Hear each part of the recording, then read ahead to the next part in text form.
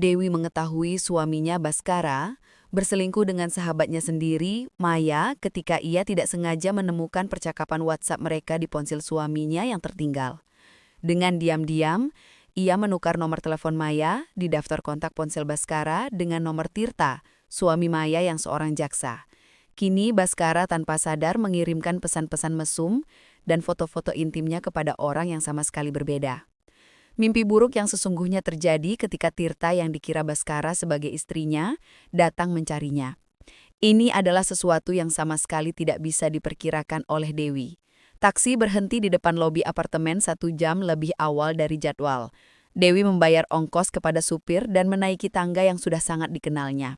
Hatinya berbunga-bunga karena akan segera bertemu suaminya setelah 4 hari perjalanan dinas ke Surabaya. Negosiasi dengan para mitra bisnis berjalan sukses.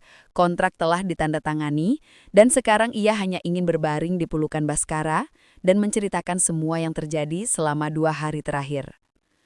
Kunci berputar di lubang kunci dengan bunyi klik yang familiar, dan Dewi melangkah melewati ambang pintu rumah mereka. Ada sedikit kekacauan di lorong depan. Sepasang sepatu hak tinggi wanita berdiri di samping sepatu bot pria milik Baskara yang tergeletak begitu saja di dekat pintu. Dewi mengerutkan kening melihat sepatu pantofel hitam elegan dengan sol merah itu. Ia ingat pernah melihat sepatu seperti itu di sebuah butik saat pergi berbelanja dengan Maya baru-baru ini. Sahabatnya itu lama mencoba model tersebut, mengagumi kualitas kulit Italianya. Firasat buruk mencengkeram hatinya, tetapi Dewi berusaha mencari penjelasan logis. Mungkin Maya hanya mampir untuk memamerkan sepatu barunya. Atau mungkin Baskara dan Maya sedang mendiskusikan suatu pekerjaan. Suaminya adalah seorang pengacara, dan Maya seorang agen properti. Pertemuan bisnis di rumah sering terjadi ketika mereka membahas transaksi besar. Dewi melepas mantelnya, menggantungnya di lemari, dan berusaha untuk tidak memikirkan mengapa apartemen itu begitu sunyi. Ia berjalan ke ruang tamu, tetapi tidak ada seorang pun di sana. Meja kopi berantakan dengan tumpukan dokumen. Di sofa, sebuah bantal tampak kusut. Di wastafel dapur, ada 2 cangkir kopi dan di sebelahnya remah-remah kue berserakan. Semuanya tampak seolah-olah tamu baru saja pergi, meninggalkan kekacauan. Mencoba menenangkan kegelisahan yang semakin menjadi, Dewi mulai mencuci piring. Suara dari kamar tidur membuatnya berhenti. Terdengar seperti desahan atau derit lantai parket. Dewi mengeringkan tangannya dengan handuk dan berjalan menyusuri koridor. Ia bisa merasakan jantungnya berdebar semakin kencang. Pintu kamar tidur sedikit terbuka, dan dari dalam terdengar samar-samar suara AC yang bekerja. Dewi mendorong pintu dan membeku di ambang pintu. Di atas tempat tidur pernikahan mereka, di atas spray putih bersih yang ia cuci dan setrika sendiri sebelum berangkat, tergeletak 1 set lingerie rendah. Bra berwarna krem dengan sulaman emas dan celana dalam yang serasi. Ia mengingatnya dengan sangat baik.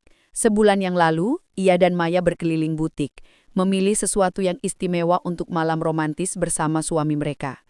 Maya menghabiskan jutaan rupiah untuk set lingerie Prancis itu, mencobanya beberapa kali dan menanyakan pendapat Dewi. Kakinya lemas, dan Dewi terduduk di tepi tempat tidur. Renda itu masih terasa hangat, seolah baru saja dilepas. Di sebelahnya tergeletak jepit rambut yang selalu digunakan Maya untuk mengikat rambut coklat panjangnya menjadi sanggul. Dengan jari gemetar, Dewi mengambil jepit itu dan merasakan gelombang mual menerpanya. Di logam itu ada bekas samar lipstik yang selalu dipakai sahabatnya. Potongan-potongan percakapan baru-baru ini melintas di benaknya. Maya mengeluh bahwa Tirta menjadi dingin padanya, bahwa pernikahan mereka telah menjadi formalitas. Baskara juga tampak menjauh akhir-akhir ini, sering tinggal sampai larut malam dan membatalkan rencana bersama mereka. Dewi menganggapnya sebagai kelelahan dan stres dari pekerjaan pengacaranya. Sekarang semua detail kecil itu menyatu menjadi gambaran pengkhianatan yang mengerikan. Ia bangkit dari tempat tidur dan menuju kamar mandi, berharap menemukan sesuatu yang bisa menyangkal kecurigaannya. Mungkin situasinya tidak seperti yang terlihat. Mungkin ada penjelasan yang masuk akal. Di rak kamar mandi berdiri 2 gelas sampahnya. Di salah satunya ada bekas lipstik.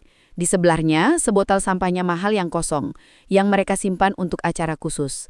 Di tepi wastafel tergeletak ponsel pria dalam casing hitam yang familiar. Baskara selalu lupa di mana ia meletakkan ponselnya, dan Dewi sudah terbiasa membereskan hal-hal teknis sepele seperti itu. Layarnya tidak terkunci, dan jendela WhatsApp menyala. Tidak percaya dengan apa yang ia lihatnya, Dewi mengambil ponsel itu. Percakapan yang terbuka dengan nama kontak Maya dihiasi emoji hati dan foto profilnya dalam pakaian renang membuat jantungnya berhenti berdetak. Pesan terakhir dikirim setengah jam yang lalu. Kemarin malam luar biasa sayang, Dewi tidak tahu apa-apa. Si bodoh itu pikir aku pergi memancing dengan teman-teman. Aku tidak sabar untuk mencium setiap inci tuburmu. Dewi membaca pesan itu berulang kali, tidak bisa menerima kenyataan. Jari-jarinya secara otomatis menggulir percakapan ke atas.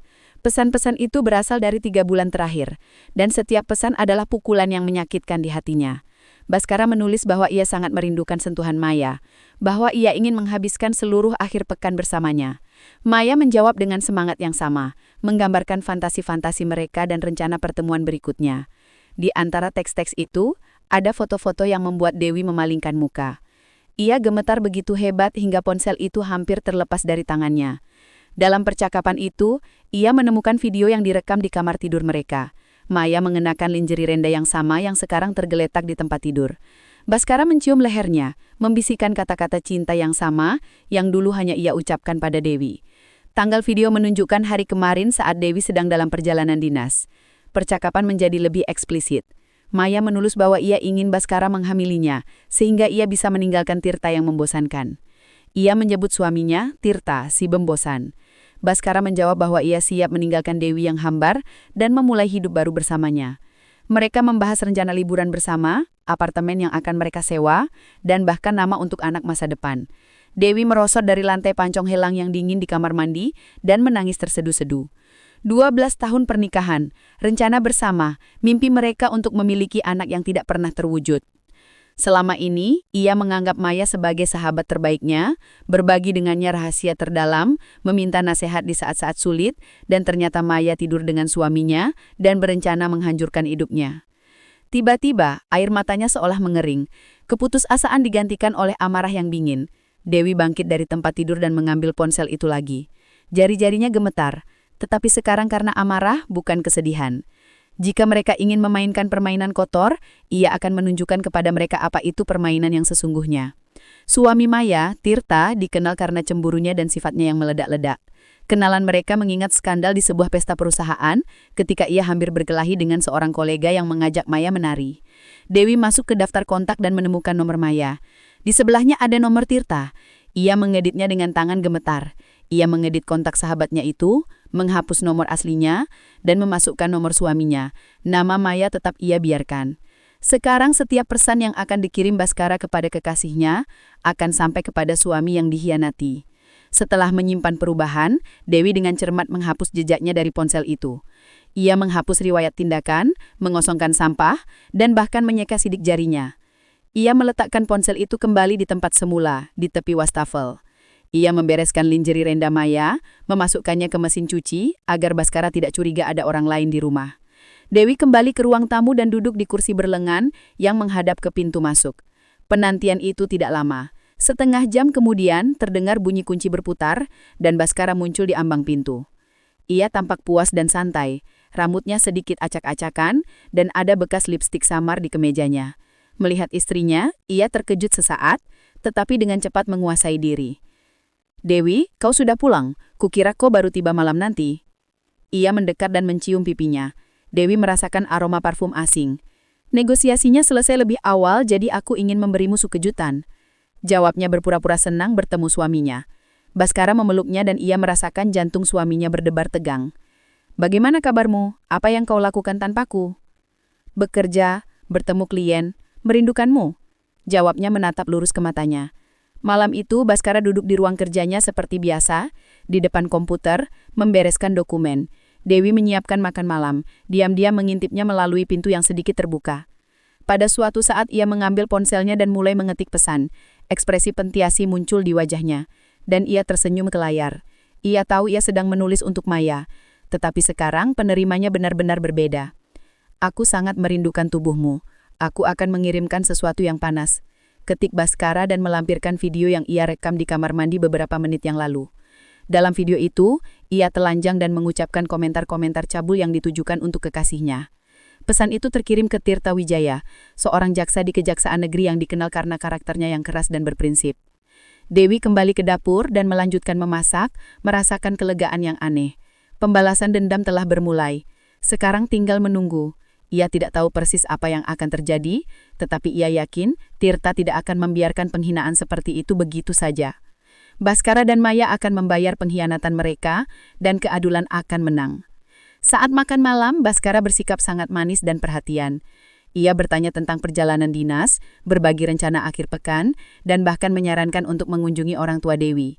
Sesuatu yang tidak pernah mereka lakukan selama berbulan-bulan. Dewi mengangguk dan tersenyum, memainkan perannya sebagai istri yang penuh kasih. Tetapi di dalam, ia terbakar oleh kebencian. Setiap kata-katanya terasa seperti kebohongan. Setiap tatapannya seperti ejekan. Ketika mereka pergi tidur, Baskara mencoba membelainya, tetapi Dewi menolaknya beralasan kelelahan selesai perjalanan dinas. Baskara tidak memaksa dan segera tertidur. Dewi berbaring di sampingnya memikirkan apa yang akan terjadi besok. Ponsel Baskara tergeletak di meja samping tidur. Layarnya sesekali berkedip.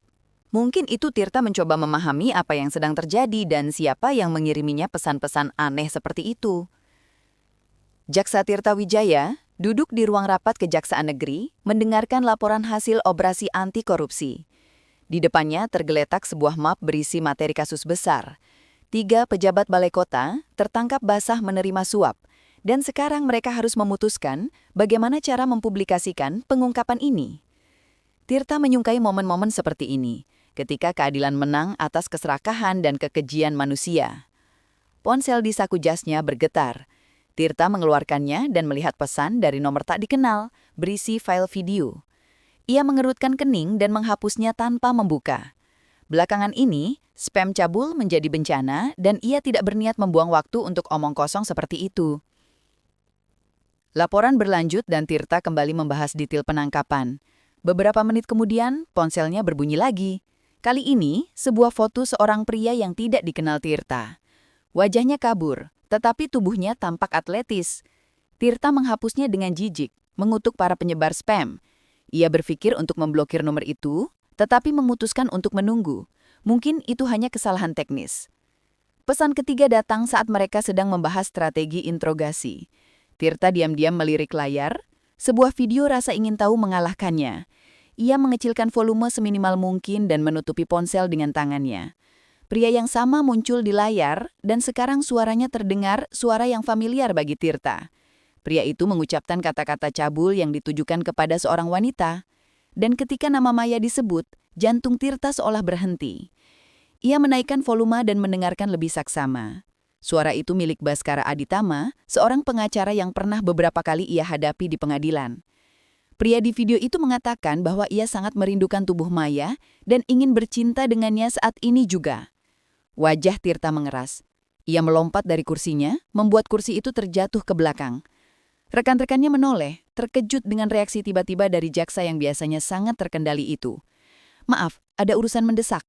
Gumam Tirta meraih ponselnya dan meninggalkan ruang rapat. Di koridor, ia menonton video itu lagi. Kali ini memperhatikan setiap detail. Latar belakangnya tidak familiar, tetapi beberapa benda memunculkan asosiasi yang samar. Tirta memanggil taksi dan naik ke kantornya, pikirannya kacau, jantungnya berdebar begitu kencang hingga terasa di telinganya. Ini bisa jadi kesalahan, lelucon, atau pemerasan, tetapi ia mengenali suara Baskara dengan pasti dan nama istrinya disebut dengan sangat jelas. Setibanya di kantor, ia mengunci pintu dan mulai mempelajari materi yang ia terima dengan lebih teliti. Pesan keempat datang saat ia mencoba mengumpulkan pikirannya. Kali ini sebuah foto bagian pribadi dengan keterangan, "Untuk Mayaku satu-satunya. Tidak sabar menunggu pertemuan kita malam ini." Tirta merasakan gelombang amarah yang telah ia tekan selama bertahun-tahun bekerja di kejaksaan. Ia menelpon nomor rumah tetapi tidak ada jawaban. Ponsel Maya juga diam. Tirta melirik jam. Pukul 4 sore. Seharusnya Maya ada di rumah atau di kantor propertinya. Biasanya, istrinya selalu menjawab panggilannya. Keheningan telepon itu seperti kanker yang menumbuhkan kecurigaan di kepalanya. Tirta memasukkan dokumen-dokumen ke dalam tasnya dan memberitahu sekretarisnya bahwa ia harus pergi karena urusan keluarga yang mendesak. Perjalanan pulang selama 20 menit terasa seperti selamanya. Ia membayangkan skenario penjelasan dengan istrinya, berharap semua ini hanya kesalahpahaman. Mungkin seseorang menggunakan nama Maya untuk menjebaknya, atau Baskara. Dalam pekerjaan jaksa, hal seperti itu sering terjadi. Kunci berputar dan Tirta melangkah ke dalam apartemen. Rumah itu sunyi, hanya jam dinding di ruang tamu yang berdetak. Ia berkeliling ruangan, memeriksa apakah ada orang di kamar tidur. Tempat tidur tampak berantakan, seolah seseorang merapikannya dengan tergesa-gesa. Di meja samping tempat tidur tergeletak ponsel Maya yang menjelaskan mengapa ia tidak menjawab telepon. Tirta mengambil ponsel itu dan memasukkan kata sandi tanggal pernikahan mereka. Layar menyala, menampilkan ikon aplikasi yang sudah dikenalinya. Ia membuka WhatsApp. Pesan-pesan terbaru telah dihapus. Riwayat obrolan dengan beberapa kontak telah dibersihkan, yang membuatnya curiga. Ia pergi ke ruang kerjanya dan menyalakan komputer rumah. Maya sering menggunakannya untuk pekerjaan propertinya, dan Tirta tahu tentang sinkronisasi otomatis dengan penyimpanan cloud. Jika Maya berkomunikasi melalui komputer, mungkin ada jejak di cloud. Komputer menyala dan Tirta masuk ke akun istrinya. Ia juga tahu kata sandinya. Di penyimpanan cloud, ia menemukan folder backup pesan. Rupanya Maya tidak tahu tentang pencadangan otomatis mingguan. Tirta membuka file terakhir dan melihat percakapan yang membuat matanya gelap. Ratusan pesan dari 6 bulan terakhir antara Maya dan Baskara. Semuanya dimulai dengan tidak bersalah. Diskusi bisnis. Baskara membeli apartemen melalui kantor Maya. Perlahan-lahan, nada pesan menjadi lebih personal. Pujian, sindiran, dan kemudian pengakuan suka yang terang-terangan. Tirta membaca bagaimana istrinya menggoda pengacara itu, bagaimana mereka merencanakan pertemuan, menyembunyikannya dari pasangan masing-masing, lalu foto-foto. Maya dalam lingerie yang Tirta berikan sebagai hadiah ulang tahun di kamar tidur mereka, di tempat tidur mereka, berpose untuknya. Baskara juga tidak segan-segan mengirim foto-foto eksplisit dan Tirta dengan ngeri menyadari bahwa keduanya telah berhubungan seks di rumahnya, di tempat tidurnya, saat ia sedang bekerja di kejaksaan. Yang paling menyakitkan adalah pesan-pesan tentang rencana masa depan. Maya menulis bahwa ia telah lelah dengan hidup membosankan bersama seorang jaksa dan siap menceraikannya untuk memiliki anak dari Baskara. Baskara menjawab bahwa ia akan meninggalkan istrinya dan memulai hidup baru. Mereka membahas di mana mereka akan tinggal, bagaimana menjelaskan perceraian kepada kerabat, dan bahkan memilih nama untuk anak mereka. Tirta bersender di kursinya, merasakan badai emosi mengamuk di dalam dirinya.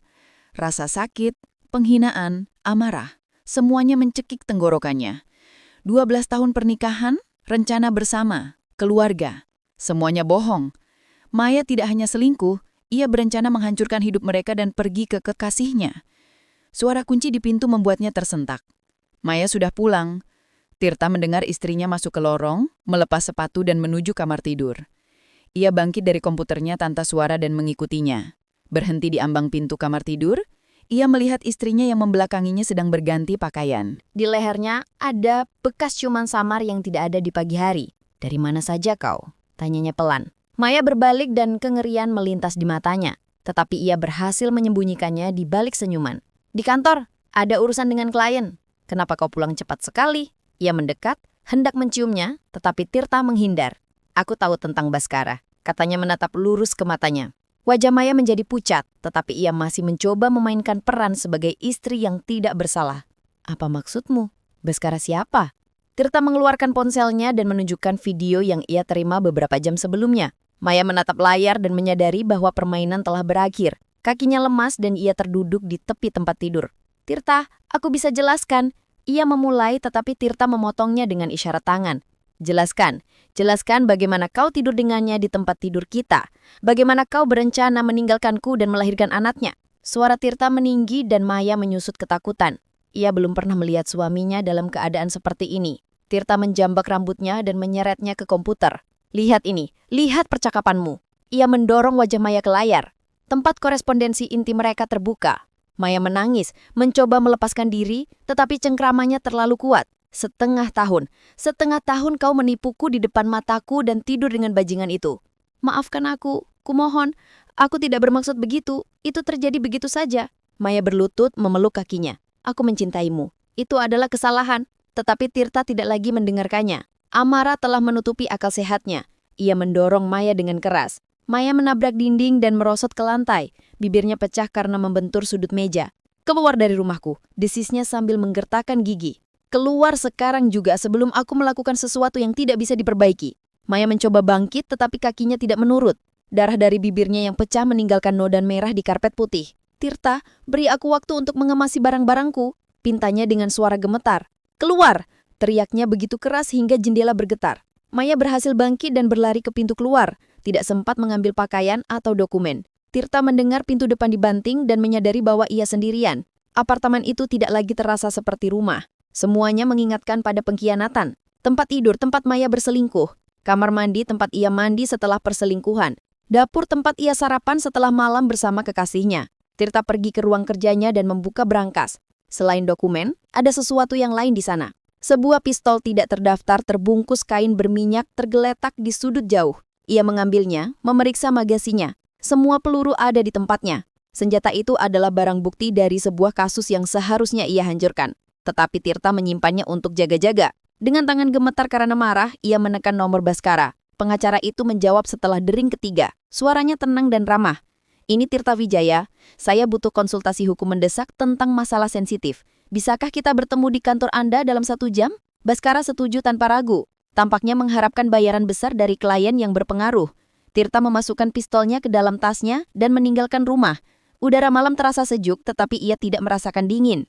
Api balas dendam membara di dalam dirinya, menuntut kepuasan segera. Baskara dan Maya telah menghancurkan hidupnya. Sekarang ia akan menghancurkan hidup mereka. Keadilan harus menang bahkan jika itu harus ditegakkan dengan tangannya sendiri. Baskara duduk di kantornya meninjau dokumen dari sebuah kasus yang menjanjikan keuntungan besar. Pertemuan dengan Jaksa Tirta Wijaya bisa sangat menguntungkan. Ia memiliki koneksi di kalangan elit kekuasaan. Mungkin ini adalah awal dari kerjasama jangka panjang. Ia bahkan berpikir untuk menawarkan Tirta kemitraan di firma hukum barunya. Ponselnya bergetar, sebuah pesan dari Maya. Baskara tersenyum dan mengetik balasan. Aku akan terlambat karena pekerjaan, tapi aku pasti akan datang malam ini. Siapkan sesuatu yang istimewa. Pikiran tentang pertemuan yang akan datang dengan Maya menghangatkannya lebih dari prospek keuntungan. Sebentar lagi mereka akan bisa bersama secara resmi, dan pertemuan rahasia ini akan menjadi masa lalu. Tirta memarkir mobilnya di dekat pusat perkantoran tempat firma hukum Baskara berada. Logam dingin pistol di dalam tasnya terasa melalui kulit. Tangannya masih gemetar karena marah, tetapi sekarang bercampur dengan tekad dingin. Baskara harus membayar karena telah menghancurkan keluarganya, karena penghinaan dan kebohongan yang berlangsung selama berbulan-bulan. Resepsionis di logi mengangguk hormat. Wajah Jaksa Tirta Wijaya cukup dikenal di kota. Tirta naik ke lantai 7, tempat kantor pengacara itu berada. Koridor sepi, sebagian besar karyawan sudah pulang. Hanya dari bawah pintu kantor Baskara terlihat cahaya dan terdengar suara ketikan. Tirta berhenti di depan pintu, mencoba menenangkan diri. Lalu ia mengetuk. Masuk, terdengar suara yang familiar. Tirta mendorong pintu dan masuk ke dalam kantor yang luas, yang dilengkapi dengan perabotan mahal. Baskara duduk di belakang meja besar dari kayu daruk yang dipenuhi tumpukan dokumen dan laptop di depannya. Melihat jaksa itu, ia bangkit dan mengulurkan tangan untuk berjabat. Tuan Tirta Wijaya, senang bertemu dengan Anda. Silakan duduk. Tirta tidak menjawab sapaan itu. Sebaliknya, ia mengunci pintu. Bunyi kunci terdengar seperti tembakan di kantor yang sunyi itu. Baskara mengkerutkan kening, tidak mengerti alasan kehati-hatian seperti itu. Tuan Tirta, apakah ada masalah? Anda tampak gelisah. Suaranya tenang, tetapi kewaspadaan muncul di matanya. Tirta mengeluarkan pistol dari tasnya dan mengarahkannya kepada pengacara itu. Baskara menjadi pucat dan secara instingtif mundur, membuat kursinya terjatuh. Apa yang Anda lakukan? Anda gila. Suaranya bergetar ketakutan. Tangannya terangkat dalam isyarat melindungi diri. Tirta memegang senjata itu dengan kuat. Jari telunjuknya berada di plat tugur. Tunjukkan padaku semua percakapanmu dengan istriku. Setiap pesan, atau aku akan menghiasi perabotan mahal ini dengan otakmu. Baskara mencoba mempertahankan sisa-sisa ketenangannya. Saya tidak mengerti apa yang Anda bicarakan. Percakapan apa? Saya tidak berkomunikasi dengan Nyonya Maya Wijaya. Tetapi matanya mengkhianati kebohongannya, dan Tirta melihatnya. Jaksa itu maju selangkah dan Baskara merasakan moncong dingin pistol di pelipisnya. Jangan bohong. Aku menerima videomu. Aku mendengar suaramu. Sekarang keluarkan ponselmu. Dengan tangan gemetar, Baskara mengeluarkan ponsel dari saku jasnya.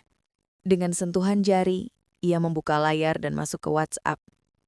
Lihat, saya memang berkomunikasi dengan Nyonya Maya, tetapi hanya sebatas urusan properti. Ia menunjukkan layar itu kepada Tirta, berharap meyakinkannya bahwa percakapan mereka tidak bersalah. Tirta merebut ponsel itu dan mulai membaca pesan-pesan. Apa yang ia lihat membuat darahnya semakin mendidih. Dalam obrolan dengan kontak Maya, ada balasan-balasannya. Omong kosong apa ini? Berhenti mengirimi saya kotoran ini. Siapa kau? Baskara telah mengirim pesan dan foto-foto intim, dan jawabannya adalah penolakan yang marah. Mata Tirta memerah. Seseorang menukar nomornya. Desisnya mulai memahami skala jebakan itu. Seseorang mengganti nomor Maya dengan nomorku. Jadi kau mengirimkan semua kotoran ini kepadaku? Mengira kau mengirimkannya padanya? Baskara dengan ngeri menyadari bahwa ia telah dijebak, tetapi sudah terlambat untuk menjelaskan. Tirta sudah gila karena amarah dan tidak tertarik pada penjelasan logis. Tapi kau tetap tidur dengan istriku, teriak jaksa itu dan memukul wajah Baskara dengan gagang pistol. Terdengar suara tulang hidung yang patah. Darah menyembur ke kemeja putih pengacara itu. Baskara menjerit kesakitan dan jatuh ke lantai. Menutupi wajahnya dengan tangan, darah merembes melalui jari-jarinya, menodai karpet mahal dengan warna merah tua. Tirta membungkuk di atas musuhnya yang jatuh dan mulai menendang tulang rusuknya. Kau tidur dengan istriku, di rumahku, di tempat tidurku. Setiap tendangan diiringi dengan tuduhan baru dan gelombang amarah. Baskara mencoba melindungi dirinya, tetapi kekuatan mereka tidak seimbang. Tulang rusuknya patah di bawah hantaman sepatu boot. Nafasnya menjadi semakin sulit. Tolong hentikan, saya bisa jelaskan. Baskara mencoba bangkit, tetapi Tirta menendang perutnya lagi. Pengacara itu meringkuk kesakitan dan merangkak ke pintu, meninggalkan jejak berdarah. Setelan mahalnya robek dan berlumuran darah. Wajahnya bengkak karena pukulan. Tirta menarik kakinya dan menyeretnya kembali ke tengah kantor. Mau kemana kau? Percakapan kita belum selesai. Baskara melawan dengan putus asa, berpegangan pada kaki kursi dan tepi meja. Ada kengerian hewani di matanya. Ia sadar bahwa jaksa itu bisa membunuhnya di sini. Dalam upaya putus asa untuk melepaskan diri, Baskara menyentakkan tubuhnya dengan keras, mencoba melepaskan kakinya dari cengkraman Tirta. Gerakannya terlalu kuat dan tidak terkendali. Ia kehilangan keseimbangan dan membenturkan pelipis kirinya dengan keras ke sudut tajam meja marmer. Terdengar suara retak yang tumpul yang membuat Tirta melepaskan kakinya. Baskara jatuh ke lantai dan tidak bergerak lagi. Darah berdenyut dari luka di kepalanya, membentuk genangan yang semakin besar di lantai parket mahal. Matanya tertutup, nafasnya dangkal dan tidak teratur. Tirta berdiri di atasnya masih memegang pistol, menatap hasil dari amarahnya. Tiba-tiba ia menyadari apa yang telah terjadi. Baskara terbaring tak sadarkan diri dalam genangan darah. Tidak jelas apakah ia masih hidup, amarahnya seketika berubah menjadi panik. Tirta berlutut di samping pengacara itu dan meraba denyut nadi di lehernya. Jantungnya berdetak lemah dan tidak teratur. Darah terus merembes dari luka, menodai jari-jarinya dengan warna merah. Baskara, Baskara sadarlah. Tirta mencoba menyadarkannya tetapi sia-sia. Ia melepas jasnya dan menekan luka itu, mencoba menghentikan pendarahan. Kain mahal itu langsung basah oleh darah tetapi darah tidak berhenti. Tirta tahu lukanya serius, mungkin fatal. Kepanikan tumbuh setiap detik. Jika Baskara mati, karirnya akan berakhir dan ia akan masuk penjara. Rencana balas dendamnya telah runtuh. Keadilan tidak menang. Dengan tangan gemetal, ia menemor layanan darurat. Halo? Ini kecelakaan. Seseorang jatuh dan kepalanya terbentur meja. Butuh ambulans. Cepat. Operator menanyakan lokasi dan sifat cedera, tetapi Tirta hampir tidak mendengarkannya. Ia menatap tubuh Baskara yang tidak bergerak, menyadari bahwa ia telah bertindak terlalu jauh. Balas dendam telah berbalik melawannya, dan sekarang ia bisa kehilangan segalanya. Karir, kebebasan, masa depan. Alamat, Pusat Perkantoran Sudirman, lantai 7, ruang 704. Ia tidak sadar, pendarahan hebat di kepala. Cepatlah. Ia menutup telepon dan membungkuk lagi di atas Baskara, menekan jasnya ke luka, mencoba menghentikan pendarahan. Darah merembes melalui kain, membentuk noda baru di lantai.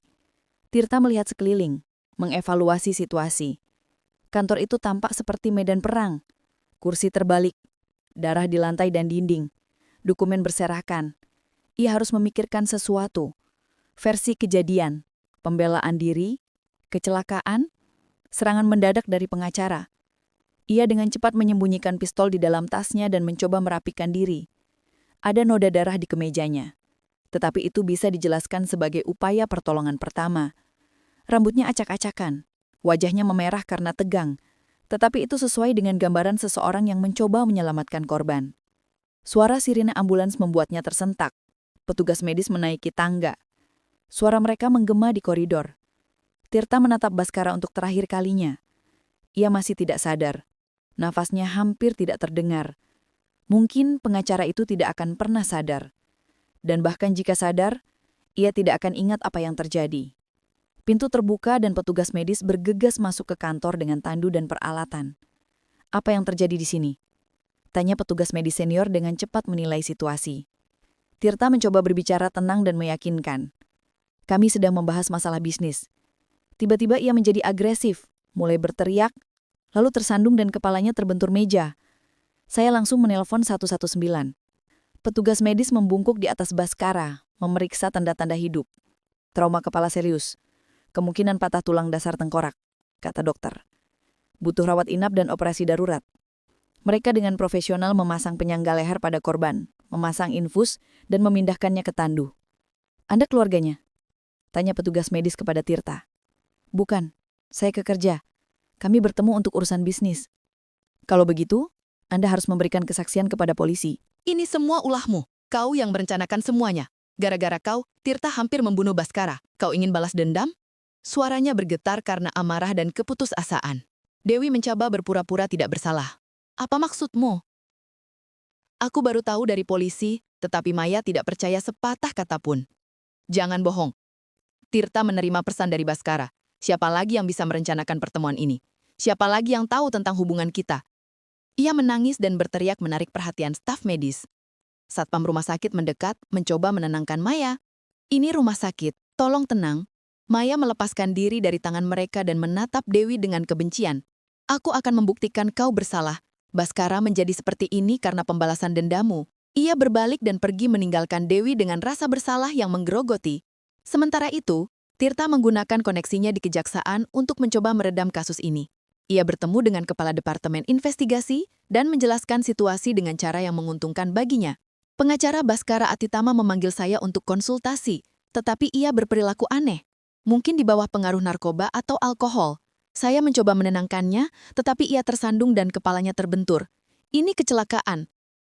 Kepala departemen berhutang budi pada Tirta untuk kasus di masa lalu dan setuju untuk membantunya. Saya mengerti Tirta, hal-hal seperti ini terjadi. Kita akan mengklasifikasikannya sebagai kecelakaan saat membela diri. Tidak ada saksi, kan?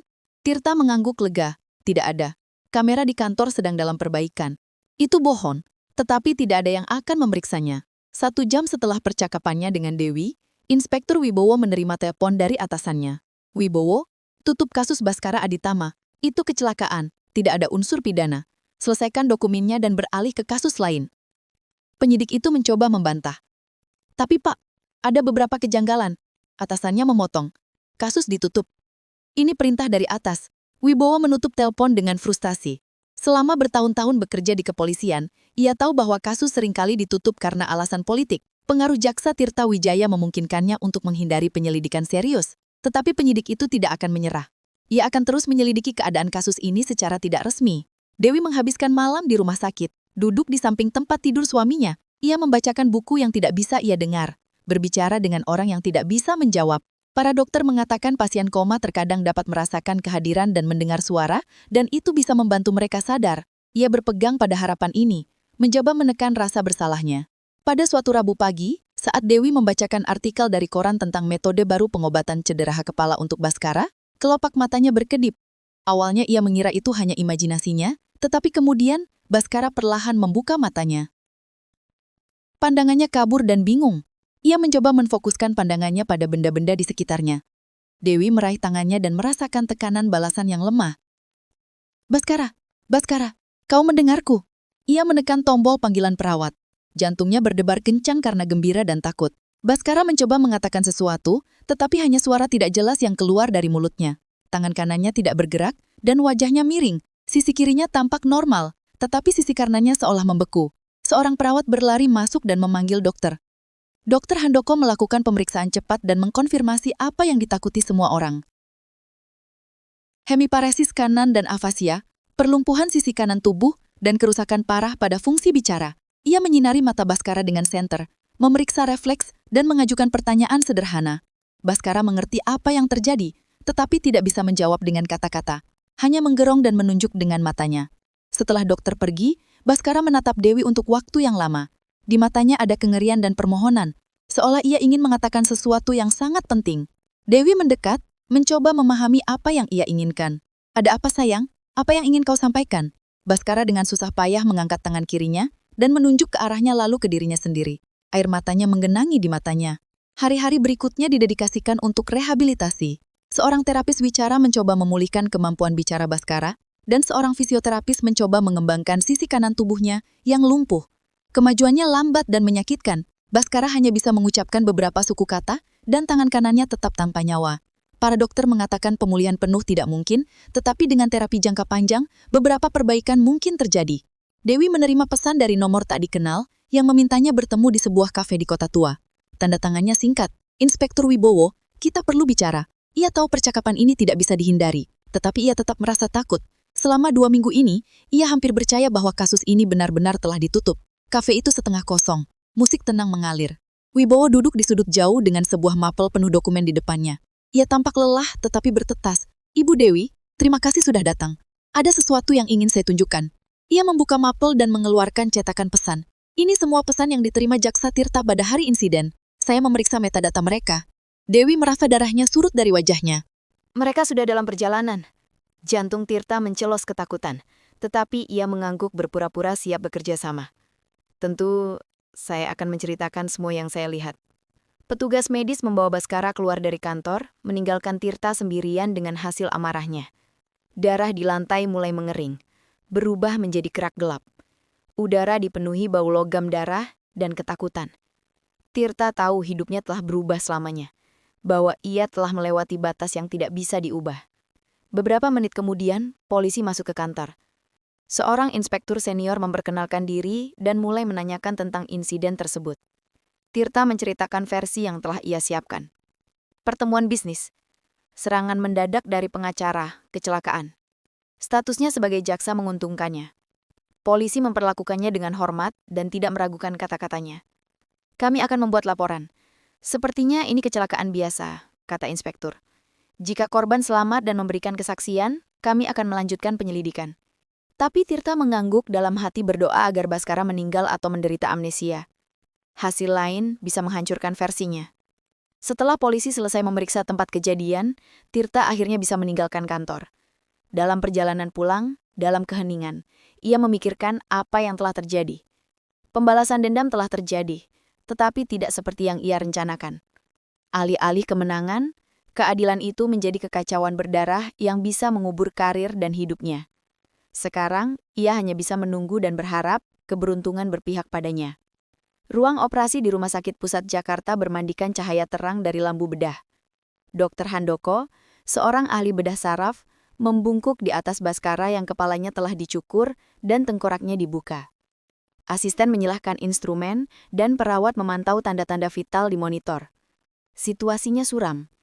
Hematoma yang luas menekan jaringan otak, dan patah tulang temporal mengancam konsekuensi yang tidak dapat diubah. Sedot, perintah dokter singkat.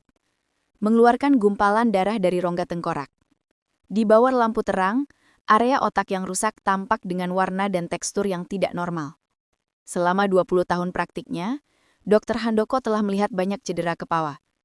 Tetapi yang ini sangat parah.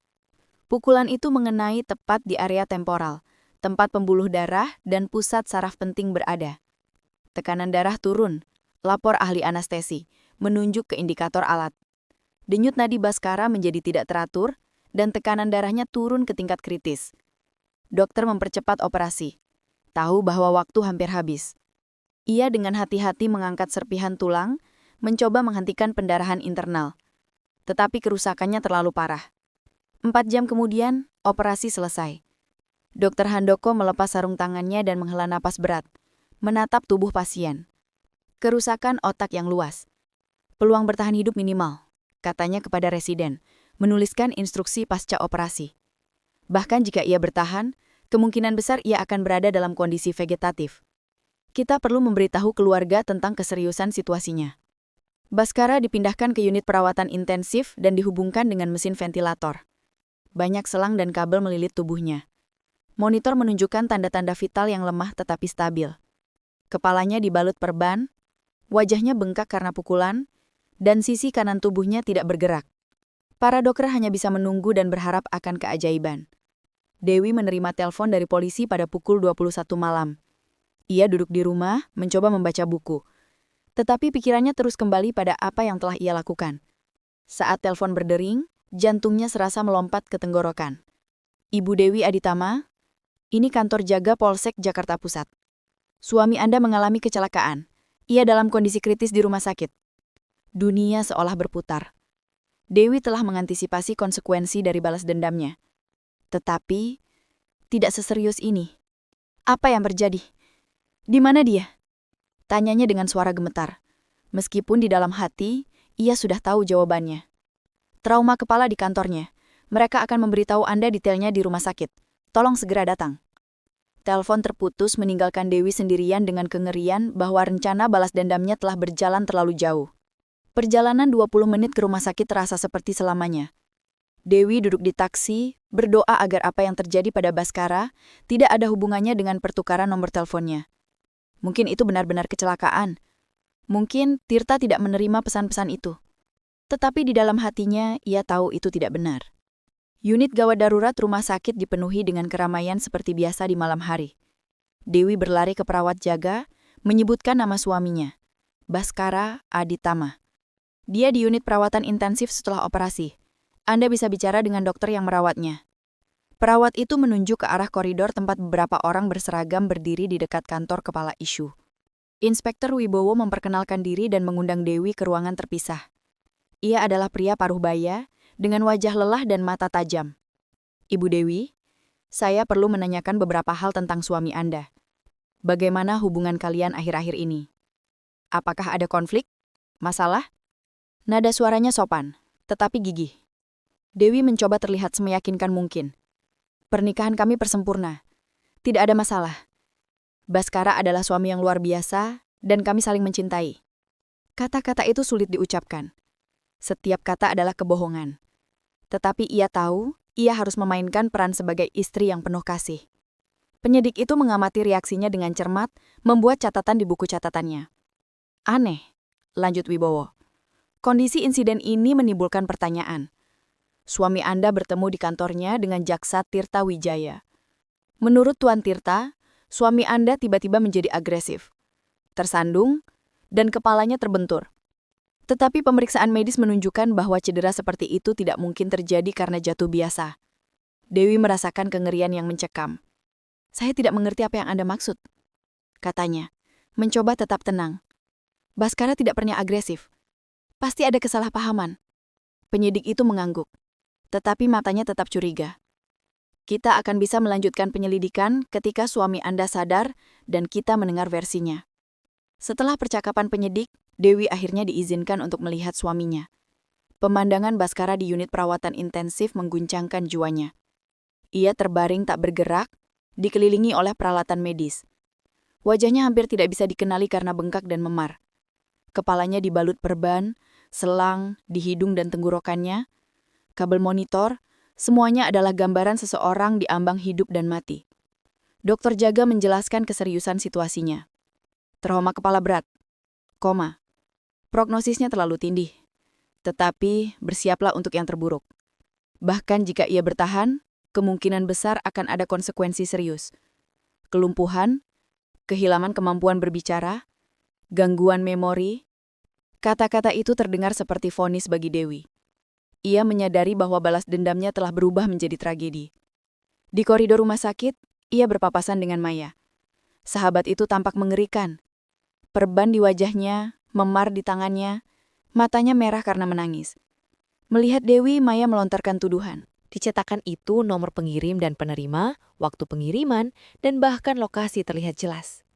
Pesan-pesan itu dikirim dari ponsel suami Anda ke nomor Jaksa Tirta. Tetapi di daftar kontak, nomor itu disimpan atas nama Maya Wijaya. Andalah yang mengubah kontak itu.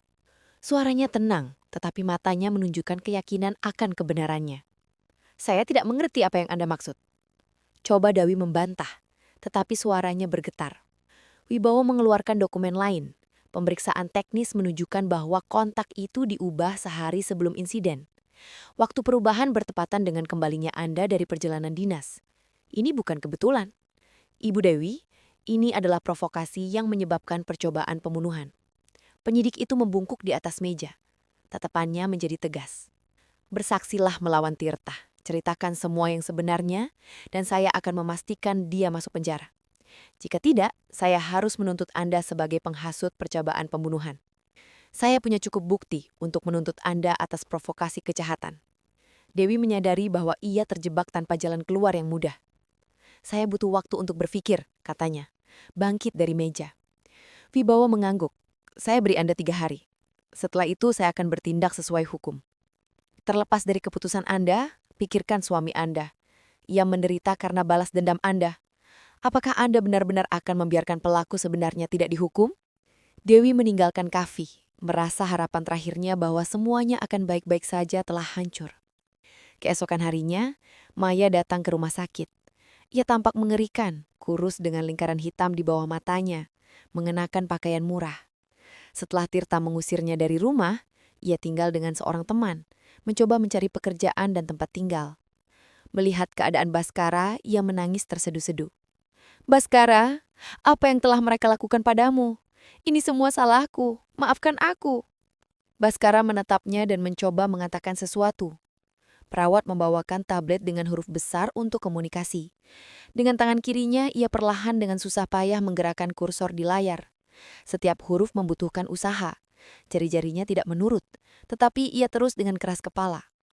Akhirnya, kata pergi muncul di layar. Maya tidak percaya. Baskara, ini aku, Mayamu. Tetapi ia terus menulis. Wajahnya tegang karena usaha dan rasa sakit. Kata berikutnya muncul 1 menit kemudian.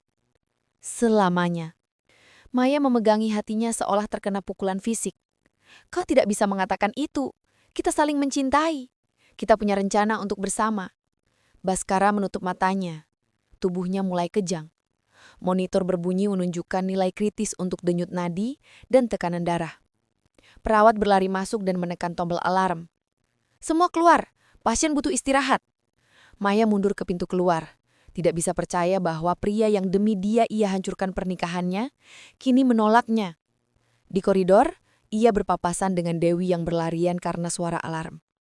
Dia mengusirku, bisik Maya. Air mata mengalir di pipinya. Dia menyuruhku pergi selamanya, dan aku kehilangan segalanya demi dia. Suami, rumah, reputasi. Dewi menatap mantan sahabatnya, merasakan campuran aneh antara kasihan dan kepuasan. Keadilan telah menang, tetapi dengan harga berapa? Sementara itu, Tirta menerima surat panggilan dari Kejaksaan Agung. Ia tahu koneksinya di Kejaksaan Kota tidak akan membantunya di tingkat federal. Kasus ini telah menarik perhatian dan seseorang di atas sana memutuskan untuk mencari tahu situasinya. Pada hari yang ditentukan, ia tiba di gedung Kejaksaan Agung. Mencoba mempertahankan kepercayaan diri, tetapi rasa takut yang dingin mencengkramnya. Di kantor, tidak orang menunggunya. Seorang penyidik, seorang perwakilan keamanan internal, dan seorang jaksa dari ibu kota. Di atas meja, terletak sebuah map bukti yang mengesankan. Tuan Tirta Wijaya, kami punya beberapa pertanyaan serius mengenai insiden dengan pengacara Baskara Aditama. Jaksa ibu kota memulai. Keadaan kasus tidak sesuai dengan kesaksian Anda. Inspektur Wibowo membuka map pertama. Rekaman CCTV dari gedung perkantoran menunjukkan Anda masuk dengan tas dan keluar tanpanya. Di mana tas? Tirta mencoba tetap tenang. Saya meninggalkannya di kantor lupa dalam ketergesaan. Ada dokumen untuk konsultasi di dalamnya. Tetapi suaranya terdengar tidak yakin, dan semua orang menyadarinya. Perwakilan keamanan internal mengeluarkan dokumen berikutnya. Kesaksian dari petugas kebersihan, Maria Kim. Ia bekerja di lantai 6 dan mendengar teriakan dan suara perkelahian dari ruang 704. Ia mengatakan itu berlangsung lebih dari 10 menit. Bagaimana ini sesuai dengan versi Anda tentang jatuh yang tiba-tiba? Tirta merasa tanah di bawah kakinya runtuh. Yang paling menakutkan adalah kesimpulan medis. Seorang ahli forensik dari ibu kota telah meninjau kembali semua materi dan menyimpulkan bahwa cedera Baskara tidak sesuai dengan jatuh biasa. Beberapa hematoma di tubuh, hidung, dan tulang rusuk patah. Semua kerusakan ini menunjukkan pemukulan. Cedera kepala hanya bisa terjadi akibat pukulan kuat ke permukaan keras dengan sudut tertentu. Jaksa ibu kota menutup map dan menatap Tirta. Kami memiliki alasan untuk percaya bahwa Anda melakukan kekerasan fisik terhadap pengacara Baskara Aditama yang mengakibatkan cedera tubuh yang berat. Ini diklasifikasikan sebagai percobaan pembunuhan. Apakah Anda ingin mengubah kesaksian Anda? Tirta tahu game telah akhir, tetapi ia berharap akan keajaiban.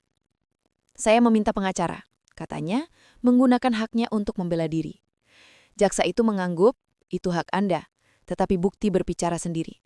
Kasus pidana akan dibuka atas percobaan pembunuhan. Anda diskors dari tugas Anda sampai akhir penyelidikan. Tirta merasa semua yang ia bangun dalam hidupnya runtuh. Meninggalkan Kejaksaan Agung, ia berpikir tentang betapa cepatnya hidup bisa berubah. Sebulan yang lalu, ia adalah seorang jaksa terhormat, seorang kepala keluarga yang bahagia, seorang pria dengan rencana untuk masa depan. Sekarang ia dituduh melakukan percobaan pembunuhan. Istrinya selingkuh dengan pria lain, karirnya hancur, dan di rumah menantinya kehampaan. Malam itu Maya tidak kembali. Tirta mengusirnya. Ia berjalan di sekitar ruangan di mana foto-foto bersama, hadiah, dan barang-barang yang mereka beli bersama mengingatkannya pada kehidupan sebelumnya. Sekarang semuanya tampak seperti properti dari sebuah drama yang berakhir dengan tragedi. Tirta menuangkan whisky dan duduk di kursi, menatap keluar jendela ke kota yang tidak lagi menjadi rumahnya. Besok persidangan akan berlangsung dan ia tahu, ia hampir tidak punya kesempatan untuk dibebaskan. Buktinya terlalu meyakinkan, dan opini publik menentangnya. Tidak ada yang akan berbaik hati kepada seorang jaksa yang memukuli seorang pengacara hingga setengah mati karena cemburu.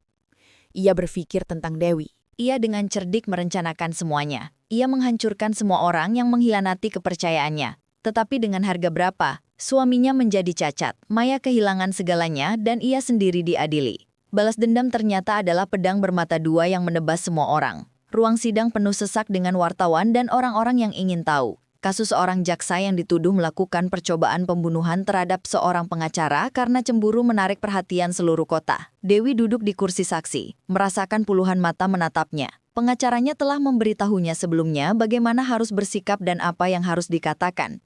Kuncinya adalah tampil sebagai korban keadaan, seorang wanita yang mencoba membela hak-haknya. Jaksa penuntut, seorang spesialis berpengalaman dari pusat memulai. Ibu Dewi, apa yang mendorong Anda untuk mengambil tindakan yang menyebabkan konsekuensi tragis seperti itu? Ia menarik napas dalam-dalam dan memulai versinya. Saya kembali dari perjalanan dinas dan menemukan jejak wanita lain di rumah. Di ponsel suami saya menemukan korespondensinya dengan sahabat saya, Maya. Dewi mengeluarkan dari tasnya tangkapan layar pesan yang telah disiapkan sebelumnya. Mereka berencana untuk menghancurkan keluarga kami. Mereka ingin meninggalkan saya dan Tuan Tirta tanpa apa-apa. Suaranya bergetar karena emosi yang tertahan, tetapi sebenarnya ia merasakan kepuasan yang aneh. Akhirnya, kebenaran tentang pengkhianatan Baskara dan Maya terungkap ke publik. Para juri mempelajari dokumen dengan cermat, menatap istri yang ditipu dengan simpati. Jaksa penuntut melanjutkan pertanyaannya, bagaimana perasaan Anda ketika mengetahui tentang perselingkuhan itu? Dewi menutupi wajahnya dengan tangannya, berpura-pura sangat terkejut. Dunia saya runtuh, 12 tahun pernikahan dan ternyata suami saya menyebut saya bodoh dan berencana untuk meninggalkan saya. Maya adalah sahabat terbaik saya. Saya mempercayainya dengan rahasia terdalam saya. Dan itulah sebabnya Anda memutuskan untuk menukar nomor di ponsel suami Anda. Dewi mengangguk tanpa mengangkat matanya. Saya ingin Tuan Tirta mengetahui kebenaran tentang istrinya. Saya pikir mereka hanya akan bicara. Mungkin mereka akan bercerai. Saya tidak bisa membayangkan ini akan berakhir dengan kekerasan. Momen ini adalah kunci dari pembelaannya. Ia harus tampil sebagai wanita naif yang tidak bisa meramalkan konsekuensinya.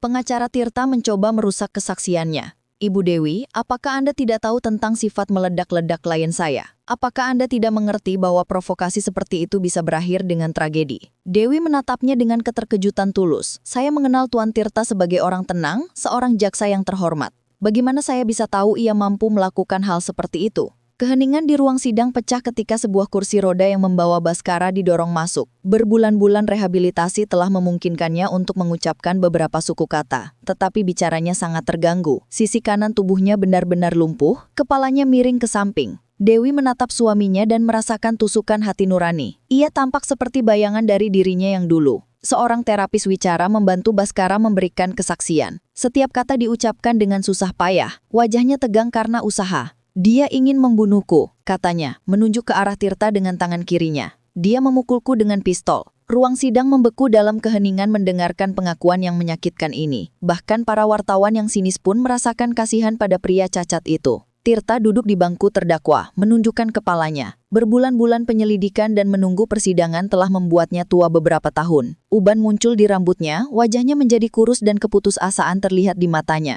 Ketika Baskara bersaksi, ia tidak mengangkat pandangannya. Tahu bahwa setiap kata dari korban adalah paku lain di peti mati kebebasannya. Jaksa penuntut tidak kenal ampun dalam pidatonya. Hadirin juri, di hadapan kita adalah kasus di mana kecemburuan dan kemarahan mengubah seorang jaksa terhormat menjadi penjahat yang kejam. Tirta Wijaya tidak hanya memukuli Baskara, ia mencoba membunuhnya. Hanya kebetulan yang menyelamatkan nyawa korban. Tetapi dengan harga berapa, seorang pria muda dan berbakat telah menjadi cacat. Ia menunjuk ke kesimpulan medis di atas meja. Beberapa patah tulang, trauma kepala, kelumpuhan sisi kanan tubuh, gangguan bicara. Baskara Aditama tidak akan pernah bisa kembali ke kehidupan normal. Dan semua ini karena terdakwa tidak bisa mengendalikan emosinya. Saya menuntut hukuman maksimal 12 tahun penjara karena percobaan pembunuhan. Pengacara Tirta mencoba meringankan hukuman, mengacu pada keadaan emosional dan provokasi. Klien saya adalah orang terhormat yang mengabdikan hidupnya untuk hukum. Ia menjadi korban provokasi yang direncanakan dengan cermat. Dewi Aditama mengetahui karakter klien saya, sengaja memprovokasi tindakan ini. Tirta Wijaya bertindak dalam keadaan guncangan mental yang kuat yang disebabkan oleh pengkhianatan mendadak istrinya. Tetapi para juri sudah membentuk opini mereka. Mereka melihat Baskara yang cacat, mendengar kisah pengkhianatan Dewi dan meninjau dokumen medis. Apapun provokasinya, kekerasan tidak bisa dibenarkan. Setelah berunding singkat, mereka menyampaikan putusan mereka. Bersalah atas percobaan pembunuhan dengan keadaan yang meringankan. Hakim membacakan vonis dengan suara tenang. Terdakwa Tirta Wijaya dinyatakan bersalah melakukan percobaan pembunuhan yang dilakukan dalam keadaan guncangan emosional. Mengingat beratnya konsekuensi, tetapi juga mempertimbangkan sifat provokatif dari keadaan dan reputasi terhormat sebelumnya terdakwa. Pengadilan menjatuhkan hukuman 10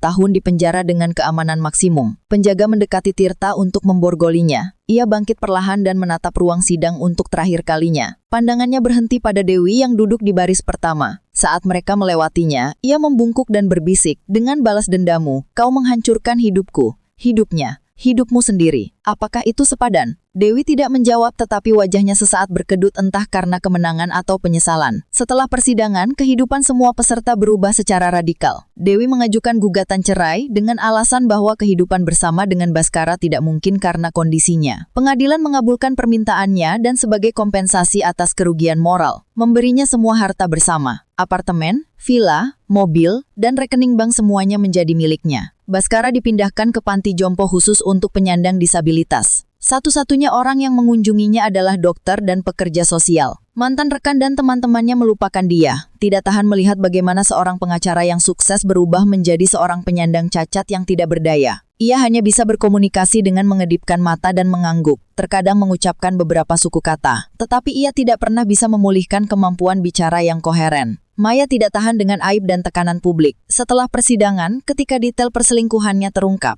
ia kehilangan pekerjaan dan teman-temannya. Tetangga menunjuk-nunjuknya dan di toko-toko mereka berbisik di belakangnya. Ia menjual perhiasan terakhirnya, membeli tiket kereta api, dan pergi ke kota lain di mana tidak ada yang tahu ceritanya.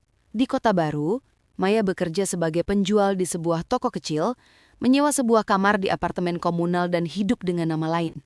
Dalam beberapa bulan, ia menjadi tua 10 tahun, rambutnya memutih, dan kecemasan permanen menetap di matanya. Terkadang di malam hari, ia bermimpi tentang Baskara yang sehat dan tersenyum dari masa sebelum tragedi. Ia akan bangun dengan air mata, menyadari bahwa ia tidak akan pernah bisa memaafkan dirinya sendiri. Dewi, sebaliknya, berkembang. Ia menjual apartemen dan villa, mendapatkan sejumlah besar uang. Uang itu memungkinkannya untuk memulai hidup baru di negara lain. Ia menerima tawaran dari sebuah perusahaan internasional yang menghargai keterampilan profesionalnya dan tidak peduli dengan sejarah pribadinya. Visa diurus dengan cepat, tiket dibeli. Sehari sebelum keberangkatannya, Dewi pergi ke pantai. Ombak berdebur teratur di pasir, burung camar terbang di atas air. Ia mengeluarkan dari tasnya cincin kawin yang telah ia kenakan selama 12 tahun. Cincin emas itu berkilauan di bawah sinar matahari saat ia mengangkatnya di atas kepalanya. "Selamat tinggal kehidupan masa lalu," bisiknya dan melemparkan cincin itu ke ombak. Logam itu menghilang di air berbusa, membawa serta kenangan terakhir dari pernikahan yang ternyata bohong. Dewi merasakan kelegaan yang aneh, seolah-olah rantai berat telah terlepas darinya. Pembalasan dendam telah tercapai. Keadilan telah menang. Dan ia telah mendapatkan kebebasan yang ia impikan. Harganya mahal, tetapi ia tidak menyesal. Ponselnya berdering, memutus lamunannya. Seorang perwakilan dari perusahaan yang menawarinya pekerjaan. Ibu Dewi, semuanya sudah siap untuk kedatangan Anda. Kami akan menjemput Anda di bandara besok, menunjukkan apartemen Anda, dan memperkenalkan Anda kepada kolega. Selamat datang di kehidupan baru, kesempatan baru. Ia tersenyum melalui air mata yang tiba-tiba menggenang di matanya. Terima kasih, saya siap. Jawabnya menatap cakrawala, tempat langit bertemu dengan laut. Aku bebas, bisiknya ke angin yang menerbangkan rambutnya. Kata-kata ini terdengar seperti mantra, seperti janji pada dirinya sendiri untuk tidak pernah lagi membiarkan dirinya ditipu dan dihina. Taksi tiba tepat waktu. Sopir membantunya memasukkan koper ke bagasi dan mobil melaju ke bandara. Dewi melihat sekeliling untuk terakhir kalinya ke kota yang telah menjadi rumahnya begitu lama. Sekarang kota itu tetap di masa lalu, bersama dengan rasa sakit, pengkhianatan, dan balas dendam. Di depan, menantinya negara baru, pekerjaan baru, orang-orang baru yang tidak tahu sejarahnya. Di pesawat, ia membuka majalah dan membaca artikel tentang memulai hidup dari awal. Penulis menulis bahwa setiap orang berhak mendapatkan kesempatan kedua, kesempatan untuk memperbaiki kesalahan dan membangun masa depan yang bahagia. Dewi menutup matanya dan membayangkan dirinya setahun dari sekarang. Sukses, percaya diri, dikelilingi oleh teman-teman baru dan mungkin cinta baru. Pesawat lepas landas, membawanya ke masa depan yang tidak diketahui. Di bawah tertinggal 4 kehidupan yang hancur. Sebuah tragedi yang dimulai dengan pengkhianatan sederhana dan keinginan untuk membalas dendam. Tetapi Dewi tidak menoleh ke belakang.